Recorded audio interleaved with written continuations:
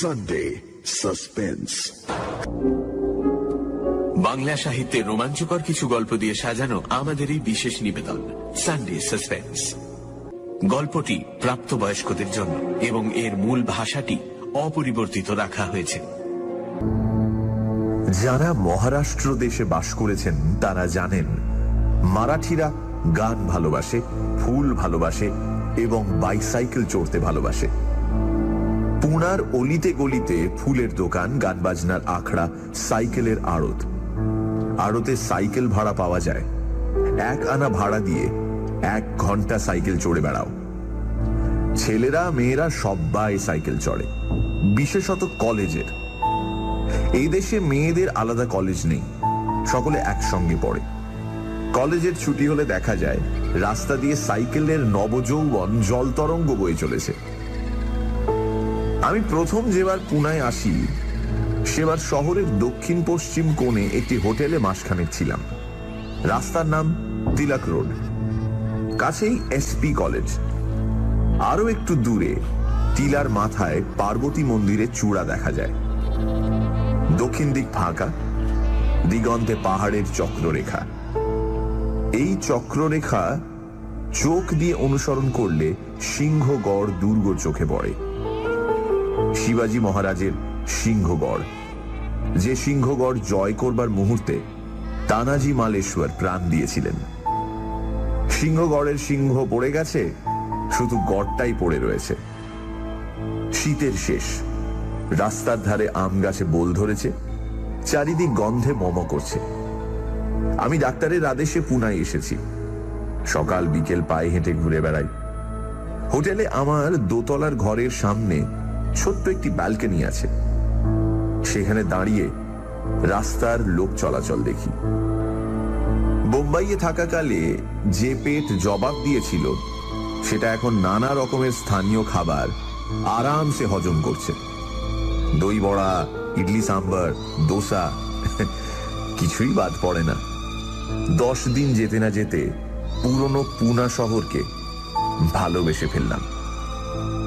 কিন্তু আমি বিভূতি বাড়ুজ্যে নই। পায়ে হেঁটে বেরিয়ে তিলমাত্র আনন্দ পাই না, অথচ ডাক্তারের হুকুম।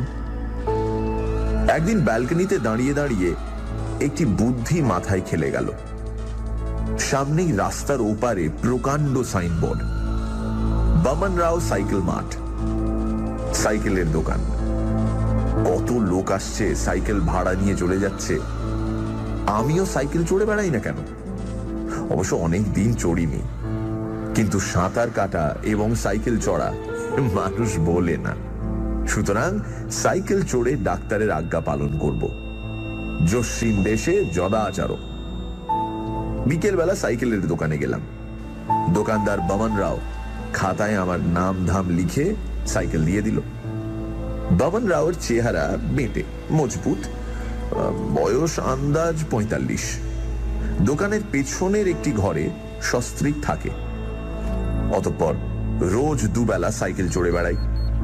শহর বাজার এড়িয়ে পুনার কিনারে কিনারে ঘুরি। কখনো যাই গণেশ খিন্ডের দিকে, কখনো খড়গবাৎসলার হ্রদের দিকে। আনন্দে আছি। বামন রাওয়ের সঙ্গে বেশ ভাব হয়েছে। সে অল্প স্বল্প হিন্দি বলতে পারে। নির্বান্ধব পুরীতে সেই আমার প্রথম বন্ধু। ভূমিকা শেষ করে এবার আসল কথায় আসা যাক।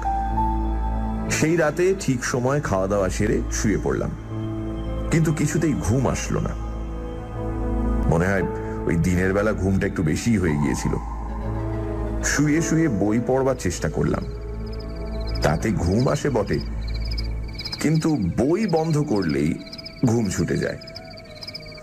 রাত প্রায় 1টা পর্যন্ত ঝুলোঝুলি করে উঠে পড়লাম। গায়ে বালাপোষ জড়িয়ে ব্যালকনিতে গিয়ে দাঁড়ালাম। বাইরে কনকনে ঠান্ডা, এক আকাশ তারা যেন শীতের বাতাসে কাঁপছে। রাস্তায় লোক নেই। আবছায়া রাস্তার 2 ধারে ল্যাম্পপোস্টগুলি সারি দিয়ে দাঁড়িয়ে, কোথাও কোনো সাড়া শব্দ নেই। 5 মিনিট দাঁড়িয়ে আছি। গরম মুখে বাতাসের শীতল স্পর্শ মন্দ লাগছে না। হঠাৎ রাস্তার একদিক থেকে ক্রিং ক্রিং শব্দ কানে এলো। সাইকেল আসছে। একটু বিস্মিত হয়ে সেদিকে তাকালাম, কিন্তু সাইকেল দেখা গেল না। এখনো বোধহয় দূরে আছে। এদিকে রাস্তা নির্জন। সাইকেল চালক কাকে দেখে ঘন্টি বাজালো? তাকিয়ে রইলাম। অস্পষ্টভাবে দেখা গেল এক জোড়া সাইকেল পাশাপাশি আসছে। তাদের ল্যাম্প নেই। হঠাৎ মধুর হাসির শব্দ কানে এলো। দুজন একসঙ্গে হাসছে। একজন পুরুষ, একজন মহিলা, কিন্তু দুজনের হাসি এক সুরে বাঁধা। সাইকেল দুটো ক্রমশ কাছে আসছে। এবার তাদের স্পষ্ট দেখতে পাচ্ছি। হঠাৎ ঘাড়ের রোঁয়া শক্ত হয়ে খাড়া হয়ে উঠল। সাইকেল দুটো আসছে বটে, কিন্তু তাদের কোনো আরোহী নেই। চালকের আসন শূন্য। কেবল দুটো জোড়া সাইকেল পরস্পর সমান্তরালে চলে আসছে। বুকের রক্ত হিম হয়ে গেছে, তবু বিস্ফারিত চোখে চেয়ে আছি। সাইকেল দুটো স্বচ্ছন্দ গতিতে আসছে, কোনো তাড়া নেই। ঠিক আমার সামনে দিয়ে যেতে যেতে থেমে গেল। মনে হলো অদৃশ্য আরোহীরা সাইকেল থেকে নামলো। নিথর বাতাসে যেন ফিস ফিস কথা বলার আওয়াজ শুনতে পেলাম। তারপর সাইকেল দুটি বামন রাওয়ের দোকানের দিকে গেল। দরজা বন্ধ। সাইকেল দুটি দরজার গায়ে হেলে দাঁড়ালো। ক্রিং করে একবার ঘন্টিটা বেজে উঠল।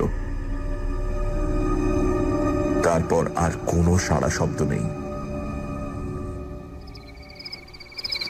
ব্যালকনি থেকে আমি ঘরে এসে বসলাম। এ কি চোখের ভুল? কিন্তু না, শুধু চোখের ভুল হতে পারে না। হাসি শুনেছি, ঘন্টির আওয়াজ শুনেছি, তবে কি ঘুম না হওয়ার জন্য আমার মাথা এতটাই গরম হয়ে উঠেছে যে জেগে জেগে দুঃস্বপ্ন দেখছি? কিংবা হঠাৎ একটা কথা মনে হওয়াতে আমি আবার তাড়াতাড়ি ব্যালকনিতে ফিরে গেলাম। বামন রাওয়ের দরজা যেমন বন্ধ ছিল তেমনই বন্ধ আছে, কিন্তু সাইকেল দুটো অদৃশ্য হয়ে গেছে।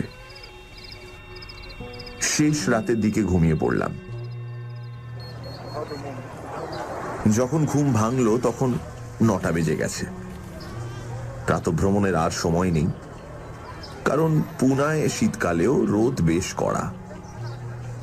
প্রাতঃকৃত্য সেরে ব্যালকনিতে গিয়ে দাঁড়ালাম। বামন রাওয়ের দোকান খোলা রয়েছে। রাস্তায় কাজের দিনের ব্যস্ততা, মোটর, টাঙা, অটোরিকশা ও সাইকেলের ছুটোছুটি। কাল রাত 1টার সময় এই পথের ছায়াছন্ন নির্জনতায় দুটি স্বয়ংচল সাইকেল আমার সামনে দিয়ে চলে গেল, বিশ্বাস করা কঠিন। দুপুরবেলা বামন রাও সাইকেল মাঠে গেলাম। সাইকেল ভাড়াতে খদ্দেরের ভিড় কমে গেছে। বামন রাও মোটা একটা খাতায় হিসেব লিখছে। বলল, কাকা, আজ তুমি বেড়াতে গেলে না? মারাঠিরা যাকে খাতির করে তাকে কাকা বলে ডাকে, কিন্তু সকলকেই তুমি বলে। আমি একটি লোহার চেয়ারে বসে বললাম, না, ও বেলা যাব। বামন রাও, কাল রাত 1টার সময় তোমার কোনো খদ্দের সাইকেল ফেরত দিতে এসেছিল? বামন রাও চমকে আমার দিকে চাইল। তারপর যেন চিন্তা করছে এমনই ভাবে ঘাড় উঁচু করে গাল চুলকোতে চুলকোতে বলল, কই না তো। এ কথা কেন জিজ্ঞেস করছো কাকা? বললাম, কাল রাতে আমার ঘুম হচ্ছিল না, ব্যালকনিতে এসে দাঁড়িয়েছিলাম, মনে হলো কারা দুটো সাইকেল রেখে চলে গেল।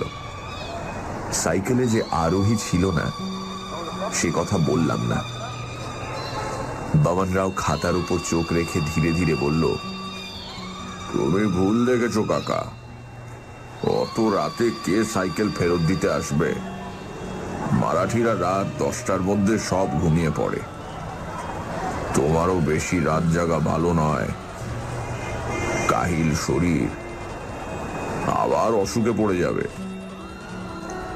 দেখলাম বামন রাও সত্যিটা গোপন করছে, তার মানে নিশ্চয়ই ভেতরে কিছু আছে। যাই হোক, তাকে আর প্রশ্ন করলাম না, চলে এলাম।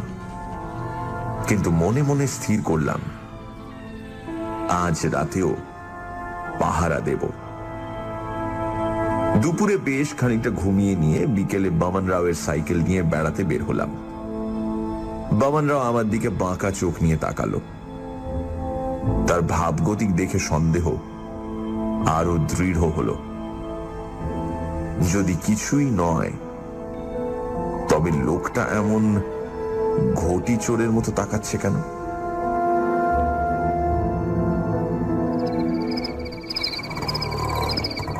রাত 9:30টার পর খাওয়া দাওয়া শেষ করে ঘরের আলো নেভালাম। ব্যালকনিতে চেয়ার নিয়ে বসলাম। এমন ভাবে বসলাম যাতে আমাকে বাইরে থেকে দেখা না যায়, অথচ আমি সাইকেলের দোকান দেখতে পাই। বসে বসে দেখতে লাগলাম শহর ধীরে ধীরে ঘুমিয়ে পড়ছে। দোকানগুলি একে একে বন্ধ হয়ে গেল। রাস্তায় যানবাহনের চলাচল ক্রমশ কমে এসে থেমে গেল। বামন রাও প্রায় 10:30টার সময় দোকান বন্ধ করল, অথচ দুটো সাইকেল বাইরে পড়ে রইল। দরজায় তালা দেবার সময় সে উৎকণ্ঠিত চোখে আমার ব্যালকনির দিকে একবার তাকালো। আমি তো ঘাপটি মেরে রইলাম। শহরের কোলাহল শেষ। রাতের গাঢ়তা ঘনীভূত হতে লাগলো। রাস্তার ল্যাম্পপোস্টগুলি নিষ্পলক ভাবে চেয়ে আছে। ঘড়িতে 11:30।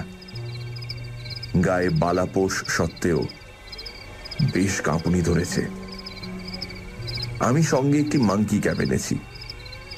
সেটি মাথায় পড়লে কান দিয়ে ঠান্ডা ঢুকতে পারবে না।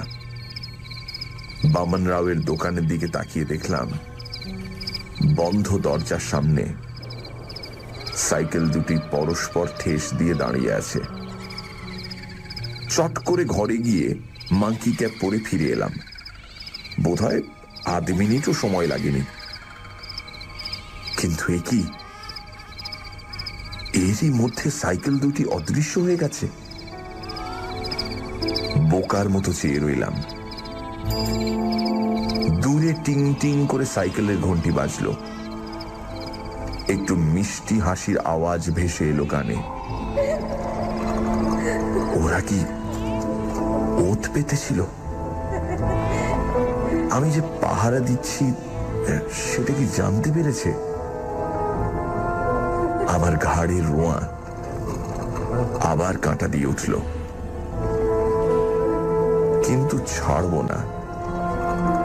একবার বোকা বনেছি, দ্বিতীয়বার বোকা বনব না। যখন সাইকেল নিয়ে গেছে তখন নিশ্চয়ই ফিরিয়ে দিতেও আসবে। বামন রাওয়ের দরজার উপর চোখ রেখে বসে রইলাম। 1টা বাজল। একটু সজাগ হয়ে বসলাম। 2টো বাজল। এখনো সাইকেলের দেখা নেই। মাঝে মাঝে মনটা খালি হয়ে যাচ্ছে, আর চোখ দুটো জড়িয়ে আসছে। চোখে কিছু দেখলাম না, কানেও কিছু শুনলাম না। হঠাৎ পঞ্চ ইন্দ্রিয় সতর্কভাবে সজাগ হয়ে উঠল। সাইকেল দুটো চুপি চুপি বামন রাওয়ের দরজার দিকে যাচ্ছে। নিঃশব্দে তারা পরস্পরের গায়ে হেলান দিয়ে দাঁড়ালো। টুং করে একবার ঘন্টির মৃদু শব্দ এলো কানে। তারপর আর কোনো সাড়া শব্দ নেই। যারা সাইকেল চড়ে আসছিল তারা চলে গেছে। 5 মিনিট, 10 মিনিট কেটে গেল। ঘুম ছুটে গেছে। নিষ্পলক চোখে সাইকেল মাঠের দিকে চেয়ে আছি। খুট করে শব্দ হলো। দরজা একটু খুলে বামন রাও গলা বাড়িয়ে এদিক ওদিক দেখল। তারপর একে একে সাইকেল দুটি তুলে ভেতরে নিয়ে গেল। দরজা আবার বন্ধ হলো। সানডে সাসপেন্স শুধুমাত্র